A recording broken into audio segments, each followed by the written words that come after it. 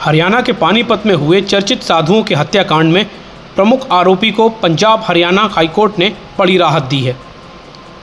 Court ने 22 साल बाद सुनाए गए अपने फैसले में आरोपित राजीव नाथ को संदेह का लाभ देते हुए बरी कर दिया है।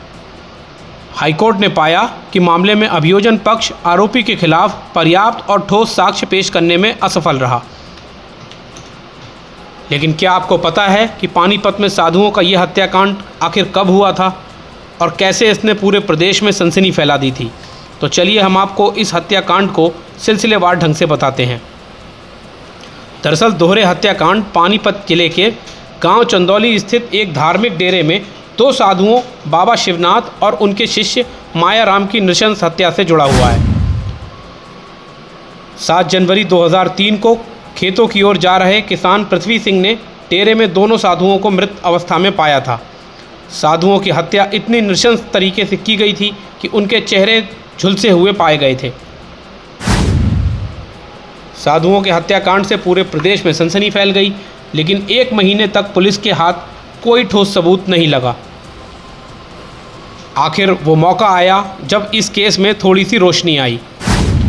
6 फरवरी 2003 को गांव के सरपंच रूपचंद और एक अन्य व्यक्ति सुखवीर सिंह ने एक बड़ा दावा कर दिया। उन्होंने कहा कि आरोपी राजीव नाथ ने उनके सामने हत्या की बात स्वीकार की थी, क्योंकि राजीव को गद्दी का वारिस बनना था। लेकिन रुकावट ये थी कि बाबा शिवनाथ अपने शिष्य मायाराम को वारिस बनाना चाहते थे। इसी रंजिश में राजीव ने दोनों की हत्या कर दी। पुलिस ने गांव के सरपंच के इस दावे को आधार बनाते हुए राजीव नाथ को गिरफ्तार कर लिया। 2004 में निचली अदालत ने राजीव को दोषी मानते हुए आजीवन कारावास की सज़ा भी सुना दी। इसके बाद राजीव ने इस फैसले को हाईकोर्ट में चुनौती दी, जिसके चलते उसे 2009 में जमानत भी मिल गई और केस चलता रहा। न्यायमूर्ति जसजीत सिंह बेदी और जस्टिस गुरविंदर सिंह गिल की खंडपीठ ने निचली अदालत के फैसले को पलटते हुए कहा, पूरा मामला एक अतिरिक्त न्यायिक कबूलनामे पर आधारित था, जो कानूनी दृष्टि से कमज़ोर साक्ष्य होता है। यदि आरोपित वास्तव में दोषी था तो वो 1 महीने बाद खुद सरपंच के पास जाकर हत्या की बात क्यों स्वीकार करता?